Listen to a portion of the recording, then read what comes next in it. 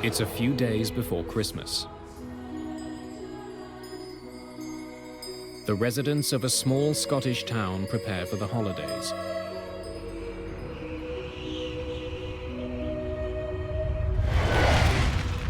Danger is fast approaching.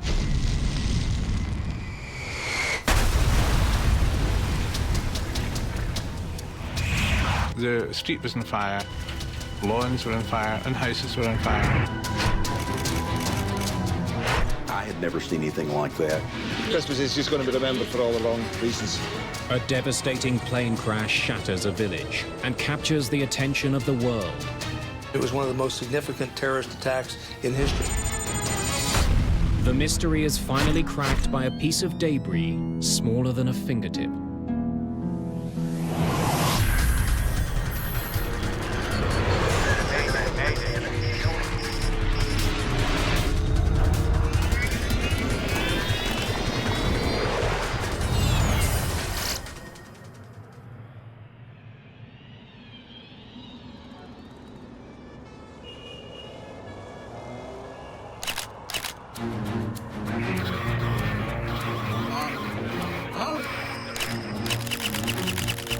October the 26th, 1988, near Düsseldorf.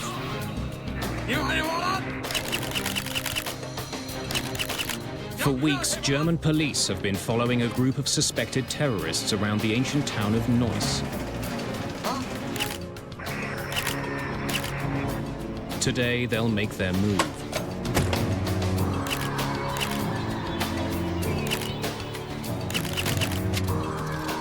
Jetzt! BK! BK!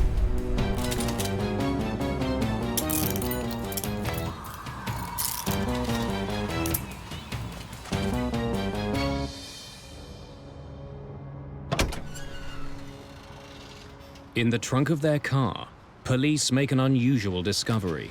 Berühren Sie es nicht.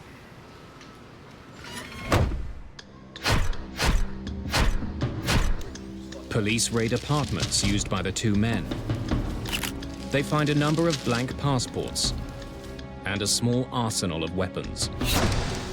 When police closely examine the radio recovered from their car, they find it's wired with explosives.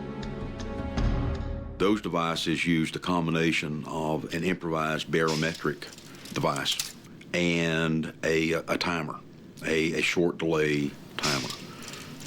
All these devices were, in fact, supposed to go onto an aircraft.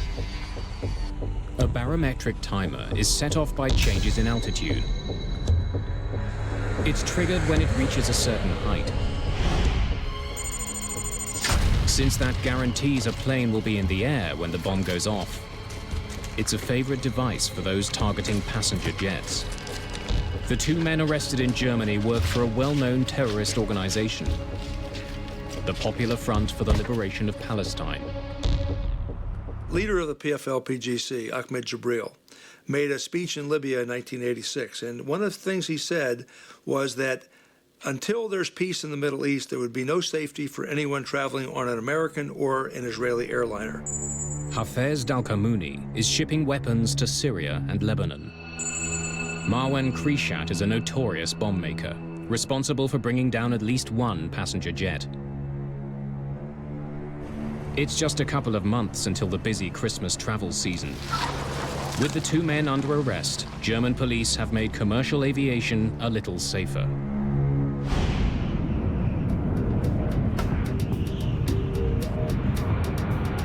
Two months later, Pan Am Flight 103 is on its way from London to New York.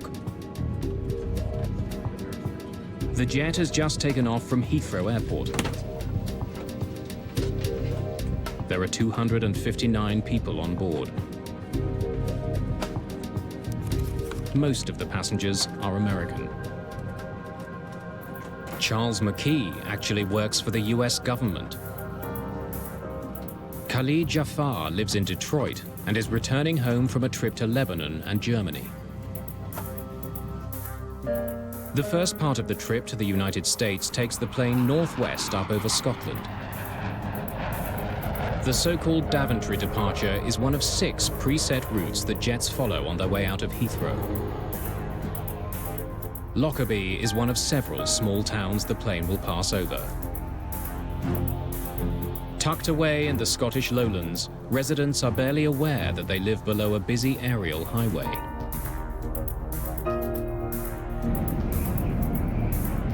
Pan Am calls this 747 Clipper Made of the Seas. As it levels off at 31,000 feet, the crew gets in touch with air traffic control. Good evening, Scottish. Clipper 103, we are level at 310. 103, you are identified. Captain James Macquarie is 55 years old. Like many passengers on this pre-holiday flight, he's heading home.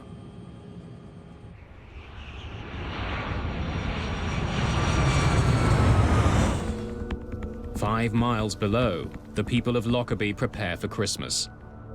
Michael Gordon is chatting with a friend when a strange rumbling noise fills his house. Hang on, there's something odd outside here. The weather that night was a bit wild. There was a fairly strong westerly wind, and I could hear it hitting the window in front of me. From my window I can see Lockerbie because my house sits up on the hill. And I heard this noise which was above the noise of the wind, and the noise sounded like thunder. And the noise got louder and louder. And I could hear the noise then got to the stage of being similar to a jet fighter. And at that time, we had a lot of military aircraft passing through the area. However, I saw dark objects, dark things falling from the sky. Against the lights of Lockerbie, I could see these black objects coming down. And then, from my right, quite high on my right, I could see a long, thin, black object which had a fire on the upper surface coming in. And it was making its way towards Lockerbie.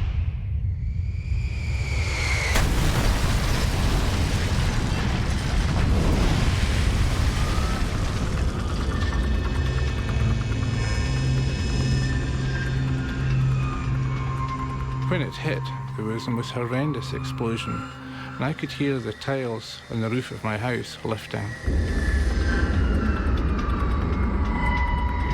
Hello? Hello?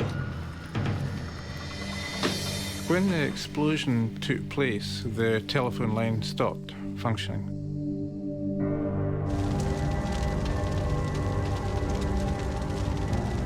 Lockerbie is burning. Enormous flames reach into the night sky. Michael Gordon races to the neighborhood that is hardest hit. The street was on fire, the lawns were on fire, and houses were on fire. And it was difficult to go without finding my trousers burning and my shoes burning. You had to jump about quite a bit because everything was on fire. But I remember at that point finding an airline ticket, and it was perfectly intact. There's no damage by fire or fuel or contamination of any sort. And the airline ticket said London Heathrow to JFK. Somehow, Pan Am Flight 103 has fallen from the sky and smashed into Lockerbie, Scotland.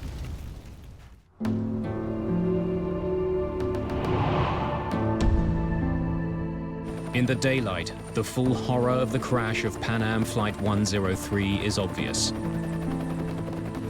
Several houses on the ground have simply vanished, vaporized when the plane smashed into them. An enormous crater is torn through the southern edge of the town. 1,500 tons of rock and earth have been blasted out of the ground.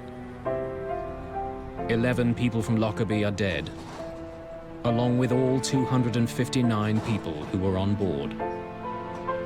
As far as I know, I've lost my brother-in-law, my sister-in-law, and their house is just a 30-foot crater. In the ruins of their homes, they search for the bodies of the aircraft's passengers. Such a catastrophe, so sudden, so great a shock for a quiet town. It looked like a scene out of hell. This whole road was ablaze. Didn't know what it was, and then we rushed outside and just all this debris coming down.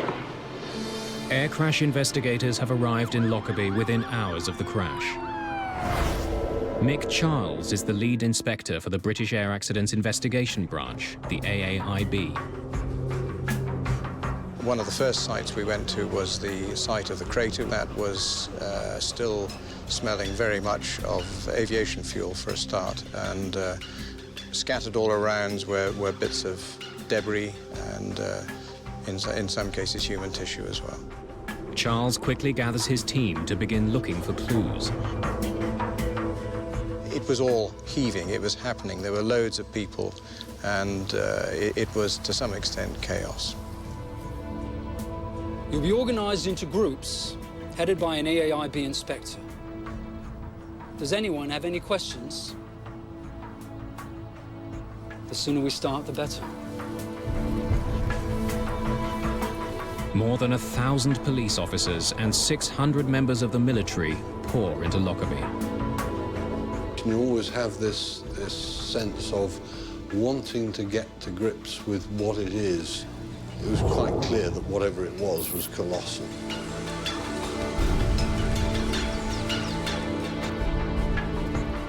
Any debris that's found is put into clear plastic bags and left to be collected later. Dark bags are used to store human remains.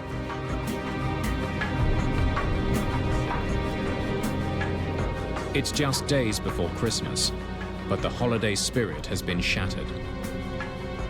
At the start of the investigation, what we were doing was finding out which bits of the aeroplane were where, actually finding all the aeroplane.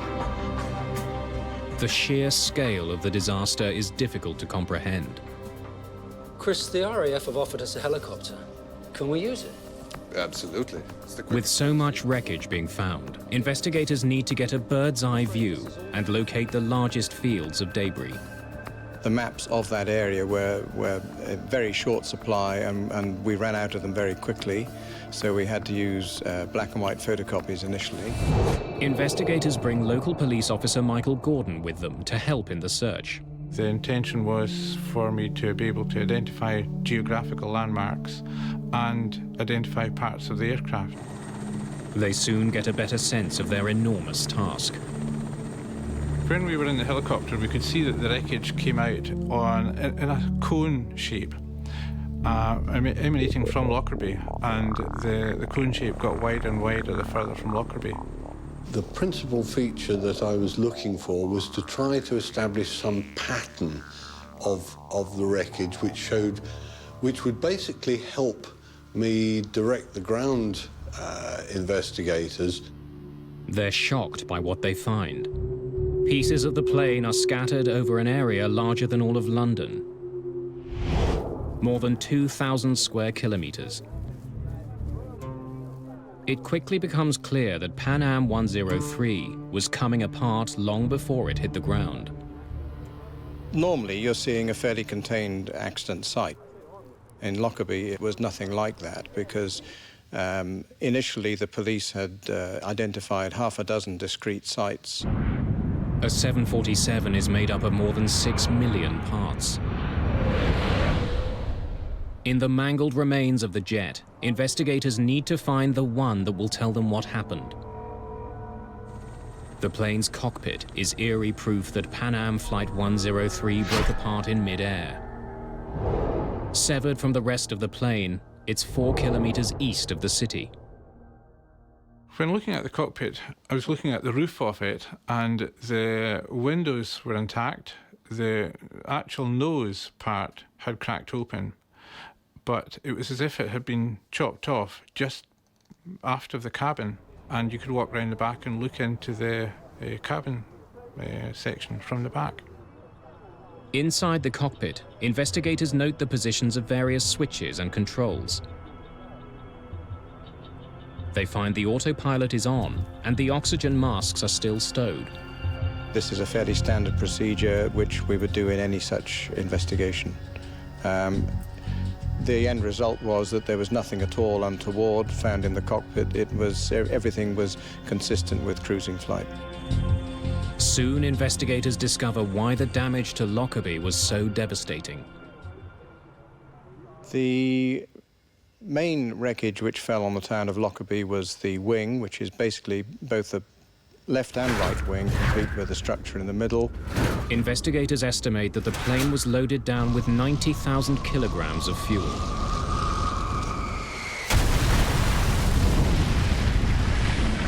$150 tons, descending essentially vertically at up to about 500 knots speed, and there's an awful lot of energy in that. And that's what created the crater.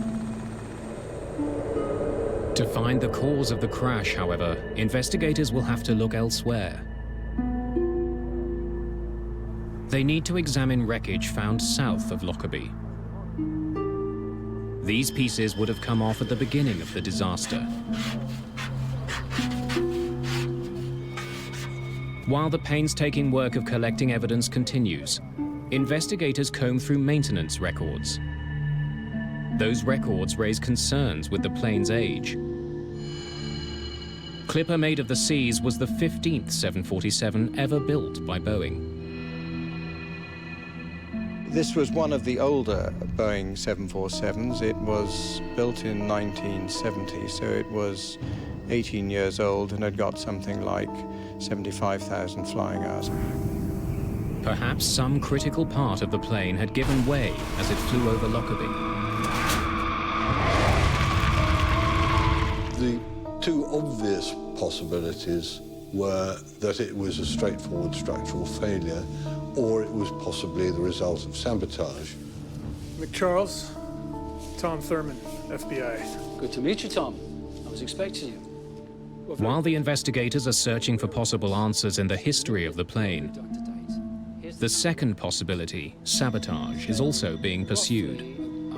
We were there to provide technical expertise to the Scottish investigators into explosives and explosive damage, and that the telltale sign that it could be a bomb.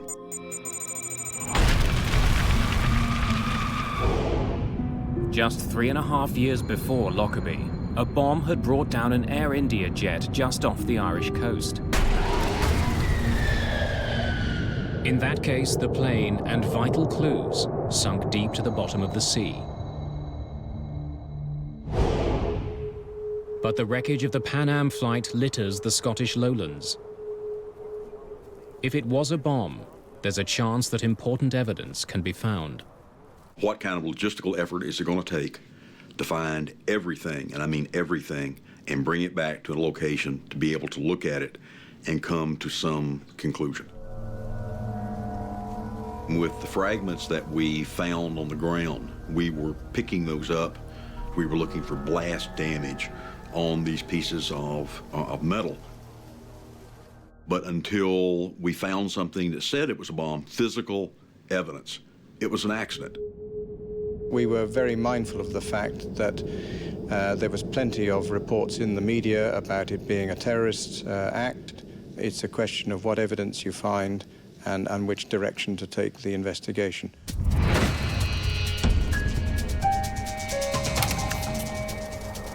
In the first 24 hours, 4 separate groups have claimed responsibility for bombing the jet. The guardians of the Islamic Revolution are undertaking this heroic execution in revenge for the blowing of the Iranian airplane by America. Dick Marquise is an expert on international terrorism working for the American FBI. A number of organizations either claim credit for or were given credit, including groups from Iran and Palestinian groups, and one Irish group also claimed responsibility for it. 6 months earlier, the US Navy shot down an Iranian passenger jet. 290 people were killed. The American government claims it was an accident, but Iran has vowed revenge.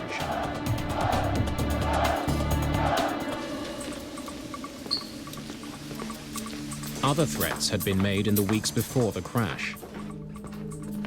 The American embassy in Helsinki received an anonymous warning that a bomb would soon be put on a Pan Am flight leaving from Frankfurt.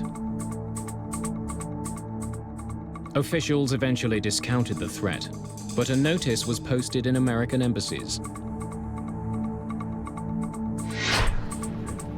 Many of the passengers who boarded Flight 103 had come from Frankfurt on a connecting flight. Right, excellent work, everyone. Then, on Christmas Eve, just 3 days after the crash of the plane, the investigation gets an enormous break. Everyone clear on what they need to do this evening? Terrific. Tom, can I see you? Absolutely.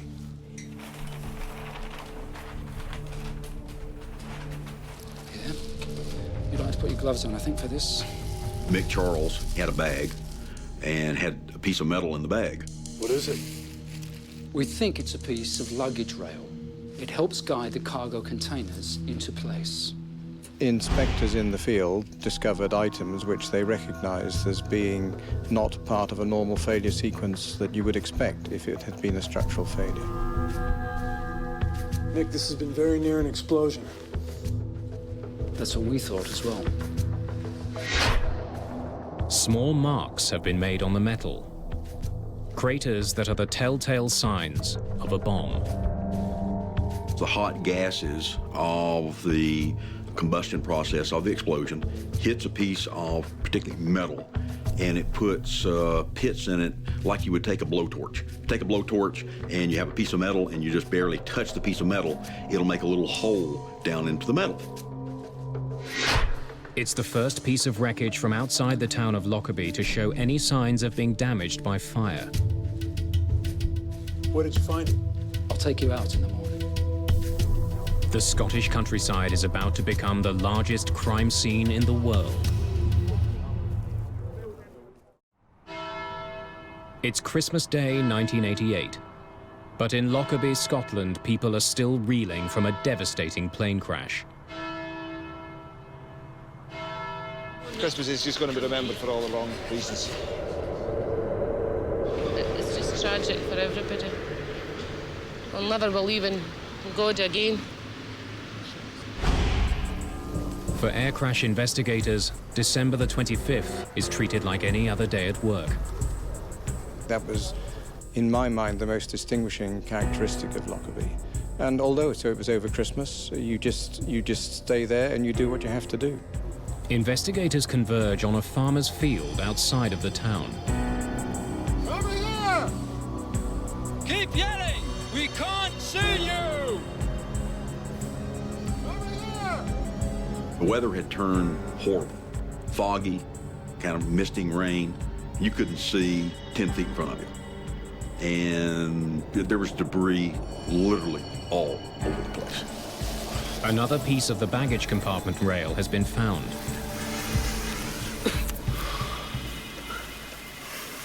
That looks like the piece that you showed me last night. About 20 inches is just gone. And lo and behold, that was the other piece of the skid rail that was literally sticking in the ground. We made some photographs. You know, it was a Christmas present that we could go out there to this farm and find the other piece of metal that had been blown off. No, we were not fascinated. We were pumped. This piece also has pits and craters in it, indications that it was close to an explosion.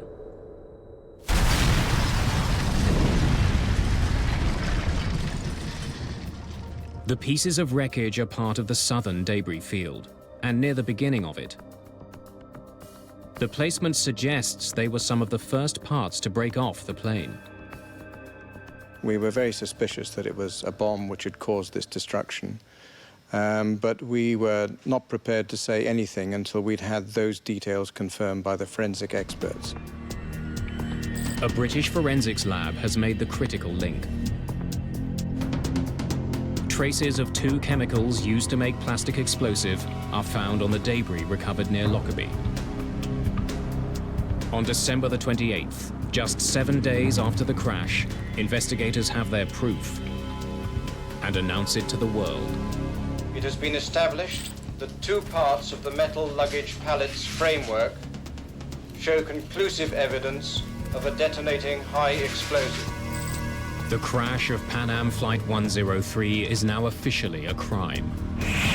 Our mandate with regard to Lockerbie was find out who did it and prove it. Because what we wanted to do is bring someone to justice and make them answer for killing 270 people. With terrorism now the official cause, rumors start to fly. Speculation eventually focuses on two passengers. Charles McKee works for the US Department of Defense. Charles McGee was returning from the Middle East, where he was working trying to free hostages that had been taken in the Middle East during the mid-1980s. The hostages McKee was trying to release were being held in Lebanon. In 1988, a civil war was tearing that country apart. Americans were seen as useful bargaining chips. There was speculation in the media that Charles McKee may have been targeted by terrorists because of the work he was doing. McKee isn't the only passenger who captures the attention of the media. Khalid Jafar was 20 years old and was returning home to the US after a trip to Lebanon and Germany. Perhaps a bomb was carried on board an aircraft by someone who may have had a Middle Eastern-sounding name. Jafar was examined as a potential suspect. The story makes it as far as the US Congress, but no proof can be found that Jafar was involved or that McKee was the intended target. We looked at every single passenger on the plane to see if, in fact, someone could have given them a bomb. The evidence proved that not to be the case. In Lockerbie, investigators from the AAIB continue to sort through the tons of tangled metal. We could, I suppose in theory, have just stopped, but we thought, we know it's a bomb, we have all of the wreckage over land, it's an ideal opportunity to recover it all and to understand it properly. We knew it was a small bomb, but we didn't understand the explosive processes. Investigators are particularly interested in the hull of the aircraft. They move pieces of it to a military hangar just outside of town.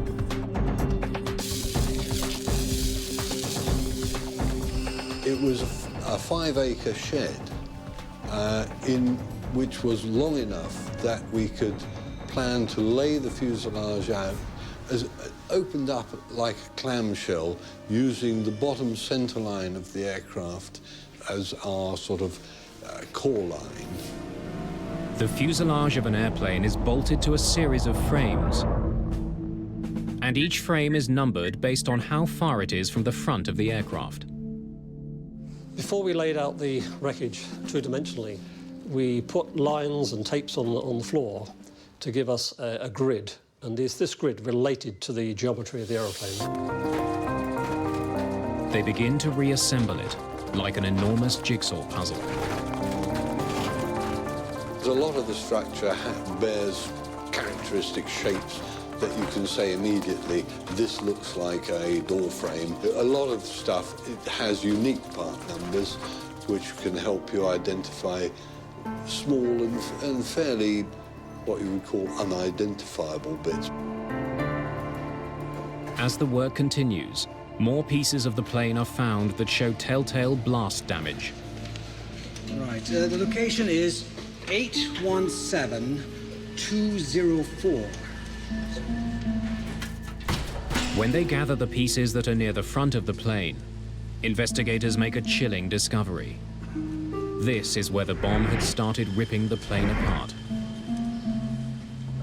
It became apparent that there was an area of the aircraft in which the damage was really quite different from the rest.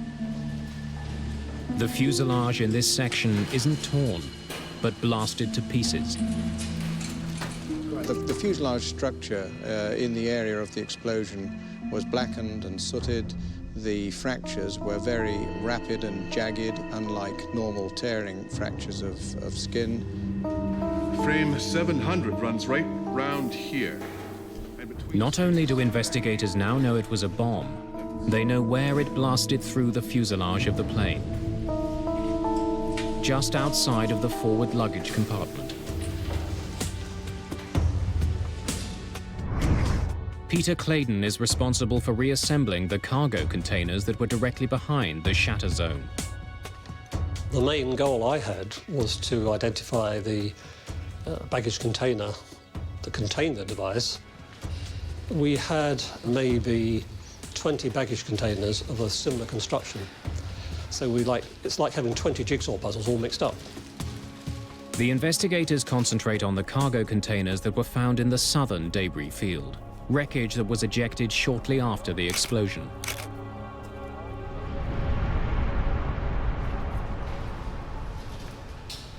We concluded that there were only two on the aircraft, one made of aluminium, one made of fiberglass, and they had been adjacent to each other on the aircraft, and they were the only two that exhibited evidence of an improvised explosive device having detonated.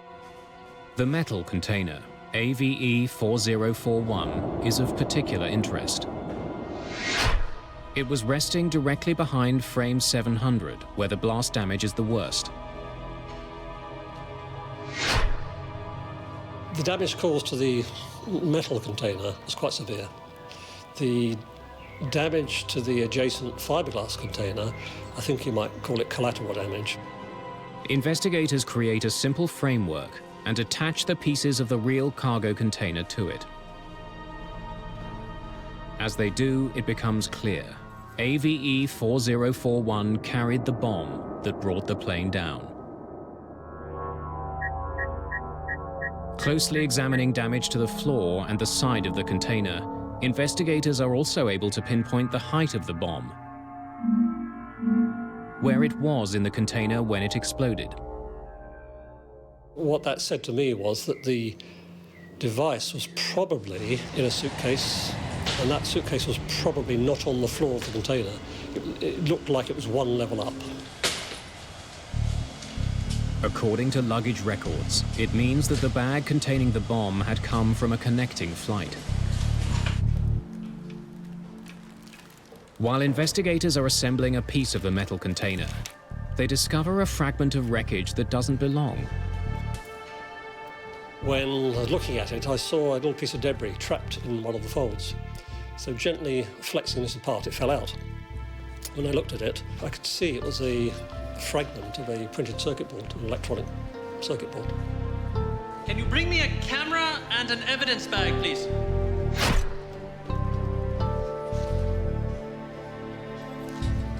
Let's get this to the lab. I didn't know whether it was a bomb part of the airplane really or what. It could have been somebody's shaver, for all I know. Eventually, forensic experts in Britain determined that the circuit board was a piece of a specific brand of radio. News of the discovery makes its way to Washington. It reaches Tom Thurman, who's returned to his office there. And lo and behold, an identification was made into a Toshiba SF-16 radio. And ironically enough, the name on the side of that radio, just as a brand name, I guess, was called a bomb beat radio. The radio cassette player had hidden the bomb. It's very similar to the one that was recovered by German police when they cracked the Palestinian terrorist cell 2 months before the bombing. Had German police somehow missed something? Had a bomb made here been used on the Pan Am flight?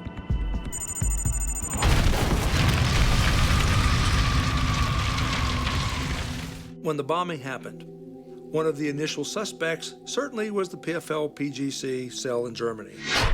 The intelligence told us that the PFL-PGC was probably responsible for this. 49 passengers who eventually boarded the Pan Am flight started their journey in the German city of Frankfurt. Their bags were placed onto Flight 103 in London.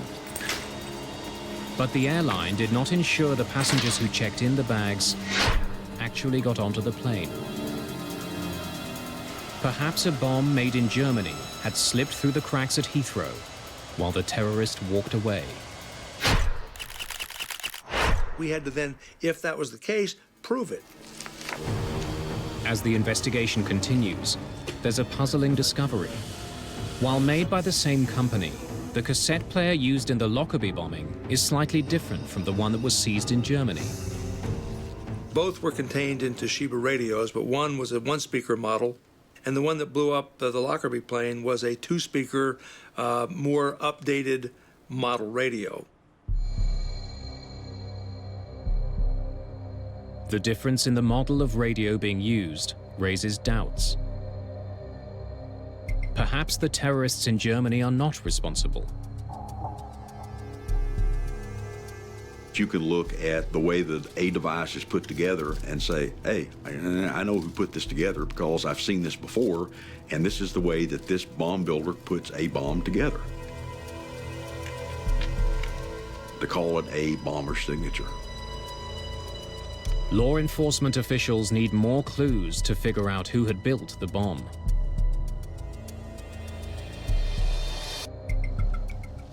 Perhaps the suitcase it was packed in can provide those clues. Studying small pieces of wreckage, British forensic experts find that the suitcase was a hard-sided Samsonite 4000. Samsonite made only a few thousand of these suitcases and sold all of them in the Middle East. Several pieces of clothing have also been identified that were very close to the explosion, likely in the suitcase that concealed the bomb. Most of these clothes were made by a single manufacturer and were only sold on the tiny island of Malta. So Malta became the focus of the investigation because of the manufacture and eventually distribution of some of the clothing that was found at Lockerbie. Investigators find the shop in Malta where the clothes were sold. The owner gives them another clue. The key thing that he told us was the person had a Libyan accent, something we didn't really have evidence yet that tied Libya to the bombing. It was just 2 weeks before the attack on the Pan Am flight. In 1988, Libya was reeling from a number of confrontations with the American military. Economic sanctions had been imposed. The country was isolated, and its leader, Muammar Gaddafi, aggressively anti-American. Perhaps the bombing of the Pan Am flight was an attack by Libya against the United States. Poring through baggage records for the Pan Am flight, police discover one piece of luggage that had been carried from Malta to Frankfurt earlier that day. Bag number B8849 had then been sent through to Britain's Heathrow Airport. Once there, it was placed on the second level of cargo container AVE 4041. It was the Samsonite case investigators now know carried the bomb.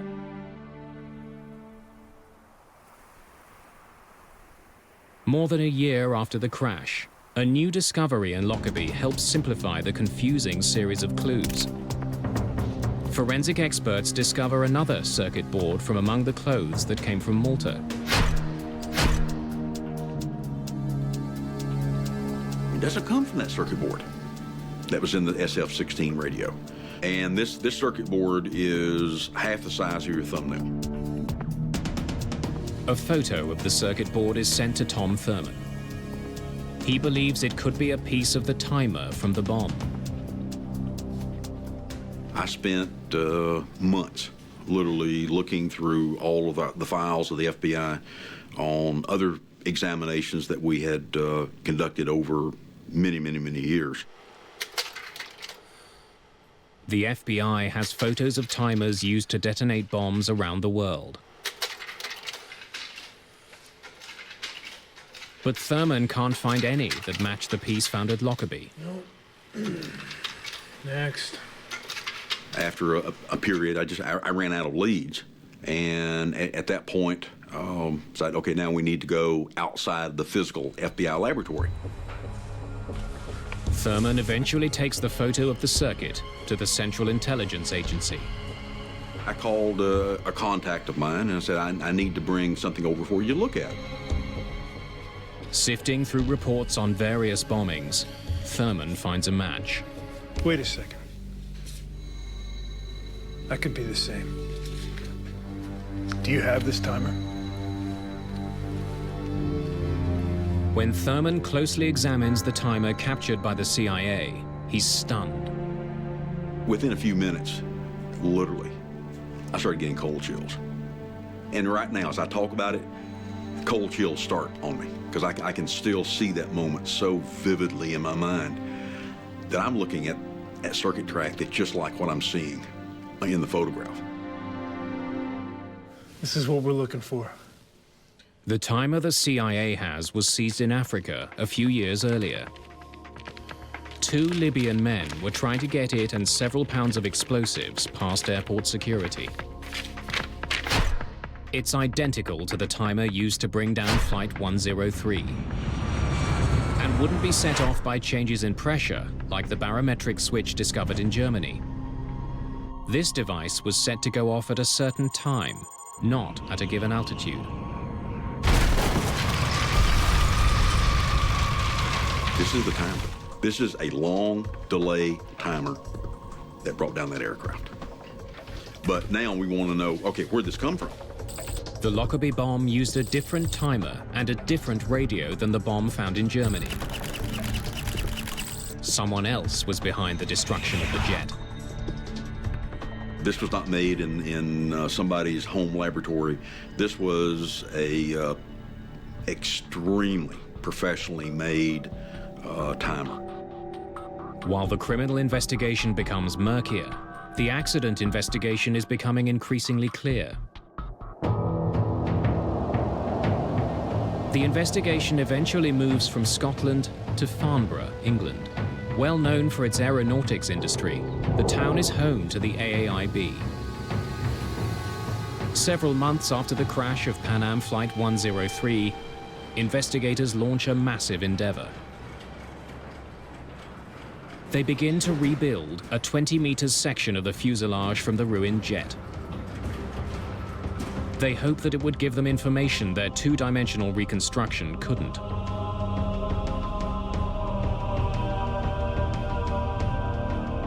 They can see that the explosion tore a 1.5 by 5 meter hole in the side of the plane. Chris Prothero is a senior inspector of air accidents at the AAIB. What was very difficult to understand was the fact that this area of direct damage was effectively a pinprick in relation to the size of the aircraft as a whole, and it was very difficult to understand how this pinprick of damage had resulted in such a comprehensive destruction of the aircraft. The bomb that brought the plane down had less than 0.5 kilogram of explosive, yet its destructive power was immense. Investigators want to learn more about how shock waves behave inside a jet. It's rather like a freeze frame on a video footage. If you can capture that point as the thing is coming apart, it tells you a great deal about the way it's coming apart. What they discover is that the initial blast wave wasn't the only one to damage the plane. A large section of the ceiling of the aircraft has been pushed up with so much force that the rivets connecting it to the plane's frame popped. It wasn't torn apart, but blasted by a shockwave. The other features that the 3D reconstruction allowed us to identify were areas of remote pressure damage on the crown skin and other areas where explosive shock had been channeled through the internal spaces in the aircraft. The inside of a jet acts like an echo chamber, bouncing the shock waves of the bomb around. They gather strength until they encounter a weak spot in the skin. When they do, they blast through. The work in Farnborough is powerful proof of how destructive even a small bomb can be, and how vital it is to track the bombers down. Almost 2 years after the Lockerbie disaster, the criminal trail of evidence brings investigators to Zurich. The timer that detonated the bomb is traced to a Swiss company called Mebo. One of the owners of the company admits to building it. The timer was given to the Libyan government. A total of 20 of them were made, all delivered to Libyan officials. Early in the investigation, focus was directed at the Palestinian terrorist group in Germany. Now there's growing proof that they had nothing to do with the downing of Flight 103. There were any number of suspects, and it wasn't until we kept putting everything in one pile, and the pile kept stacking up, and it spelled Libya. Criminal investigators have linked the timer that detonated the bomb to Libya.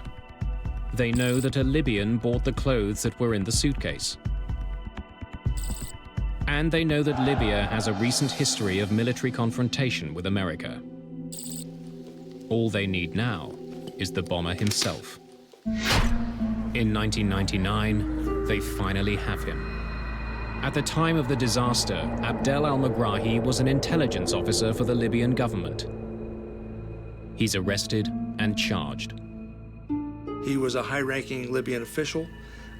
He certainly could have access to whatever he wanted. Our investigation determined that Megrahi also had a front company at Mibo. He had been there many times. He certainly knew each other. When you start to see all the connections and these things just start fitting together, it made it easier to accept our evidence.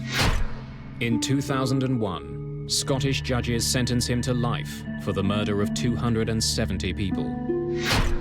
2 years later, the government of Libya officially accepts responsibility for the bombing and pays $2.7 billion to the families involved. Anger is also aimed at Pan Am for the role it played in the disaster.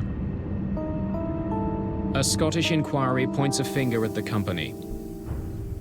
The passenger who checked the bomb onto Flight 103 did not get on board. It's a fact that Pan Am could have discovered had it been following proper procedures. One of the things we discovered when we looked into the bombing of Pan Am Flight 103 was that there were several bags on that plane that did not correspond to passengers. One of the changes that came about as a result of the Air India bombing was that airlines were forced to make sure no bag was put on a plane without a passenger accompanying it. It's called passenger baggage reconciliation. Without proper notification, Pan Am had stopped matching passengers and baggage at Heathrow Airport. So that rule that said that all passengers and luggage have to be matched was not followed. The company was eventually found guilty of willful misconduct.